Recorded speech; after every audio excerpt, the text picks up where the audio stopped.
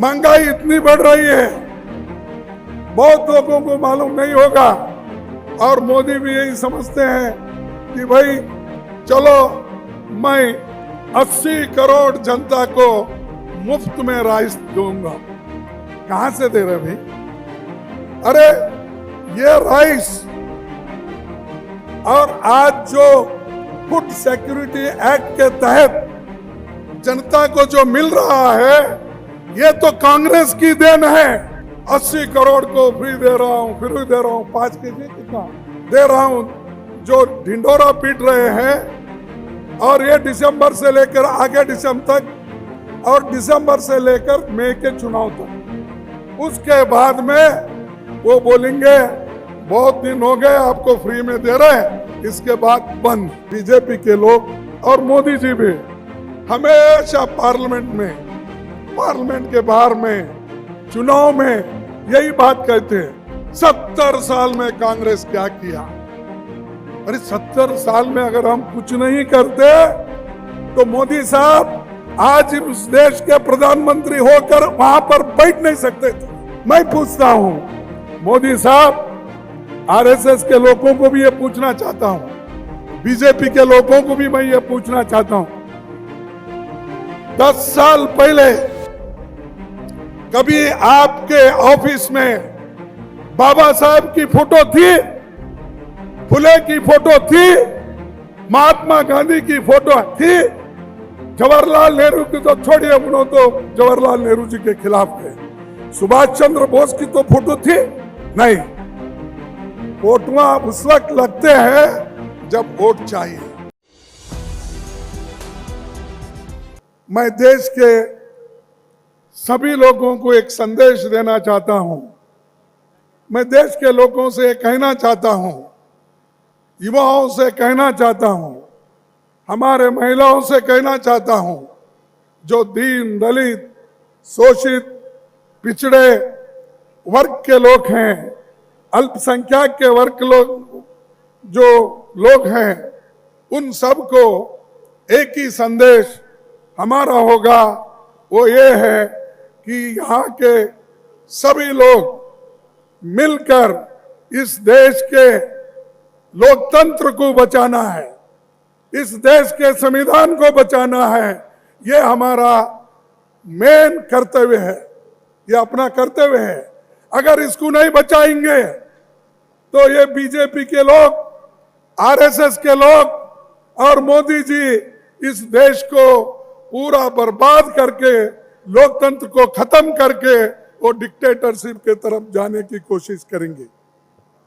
उनको अगर उसको रोकना है, उसको ठहरा करना है तो आपकी मदद हमको चाहिए।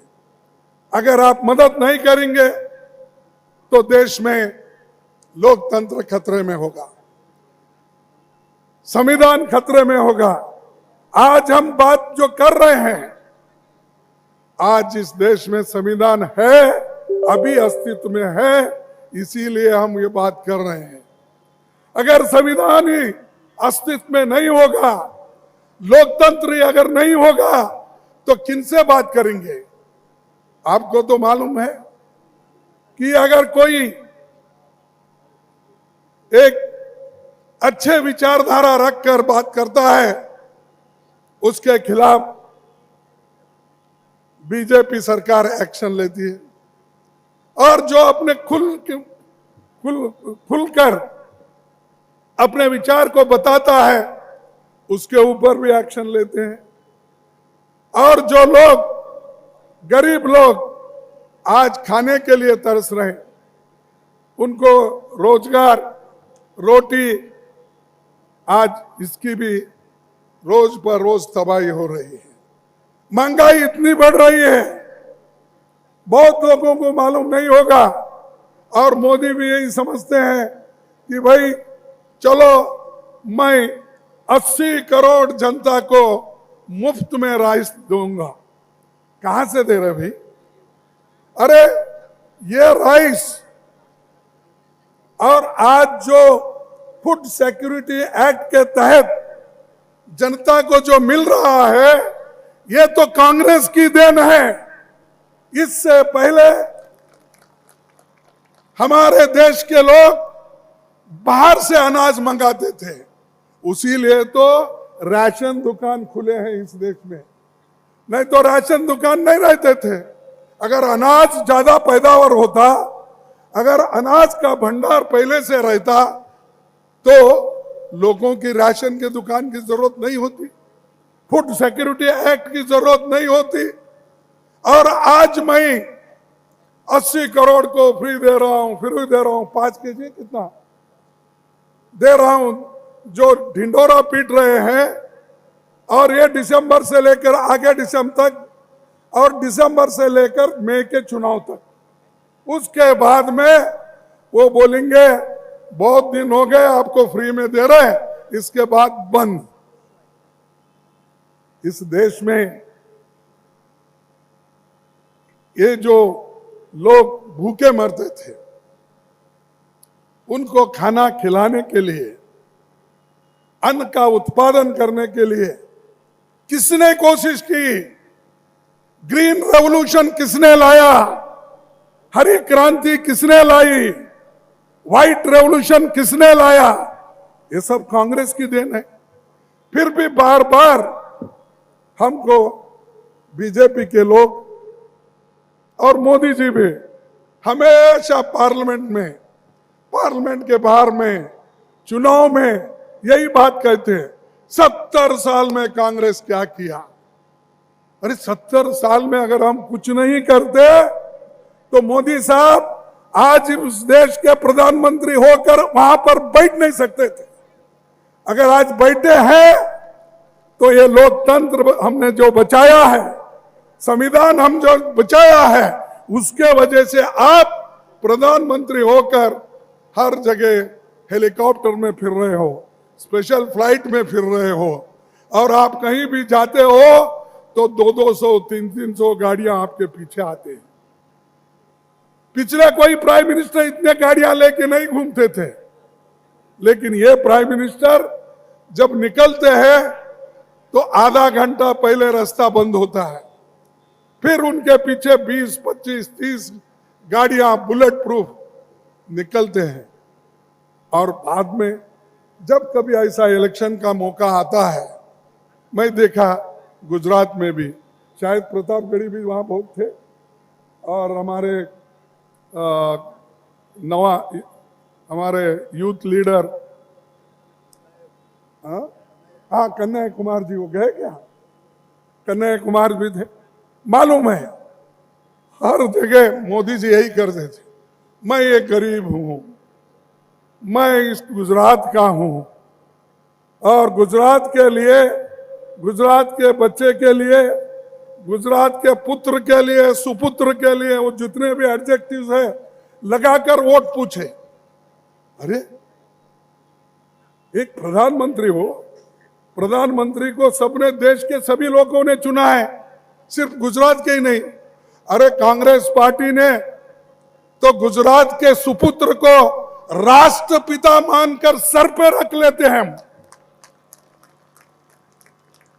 चाहे आप हाईकोर्ट में जाओ, सुप्रीम कोर्ट में जाओ, किसी ऑफिस में जाओ, उनके सर के ऊपर, या हम कभी भी पार्टी के अंदर बैठते हैं, या कभी भी कोई ऑफिस मंत्री होता है, उसके पीछे और उसके सर पे कौन सा फोटो होता है?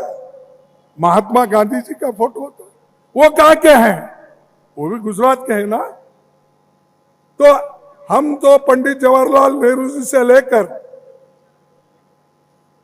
पूज्य महात्मा गांधी जी, सरदार वल्लभ भाई पटेल, मौलाना आजाद, डॉक्टर बाबा साहब अंबेडकर, महात्मा फुले, ऐसे सभी की हम पूजा करते हैं।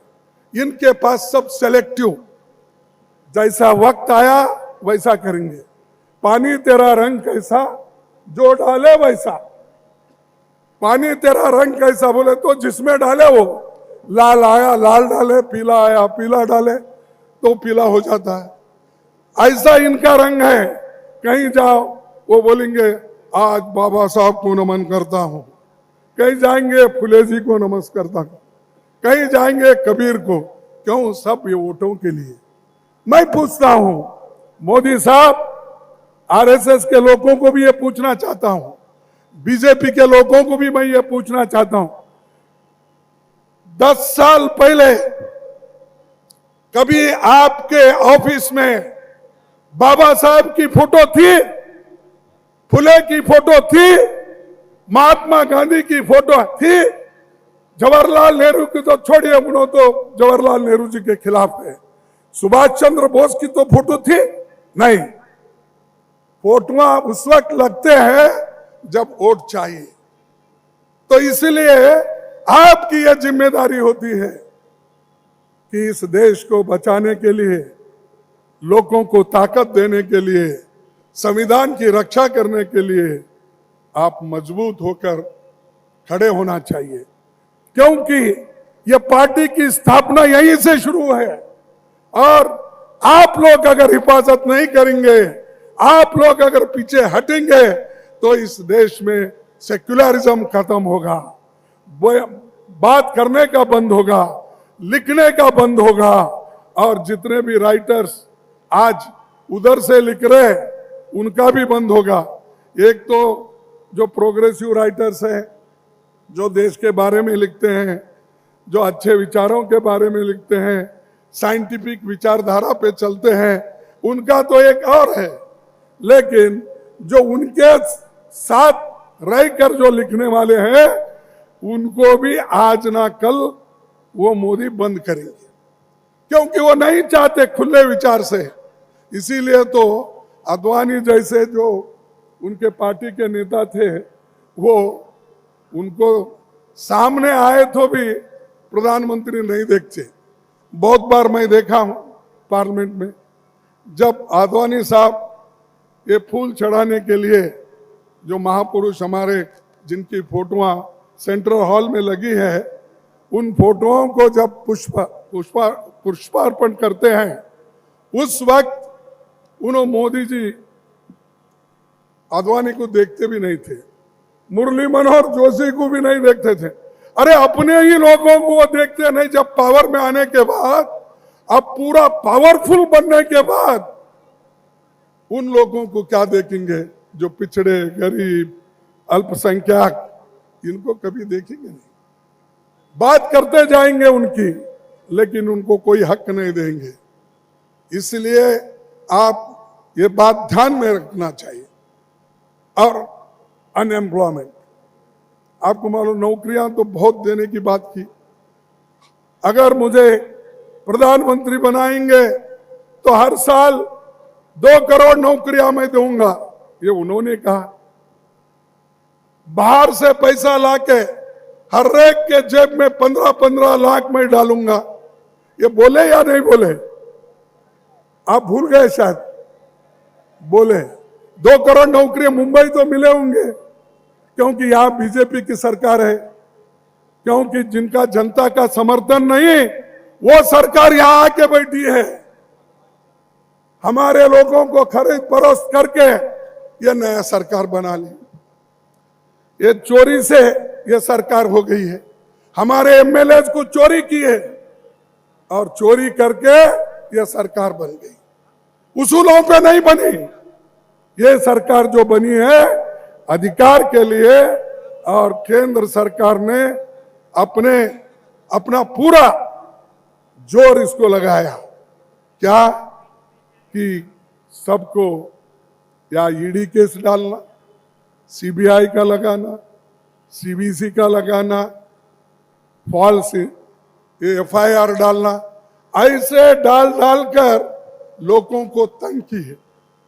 तंग करके अब अपने कब्जे में उनको लिए, लेकर बाद में बोले कि देखो आपके ऊपर ये केसेस है, आप हमारे साथ रहेंगे तो ये केस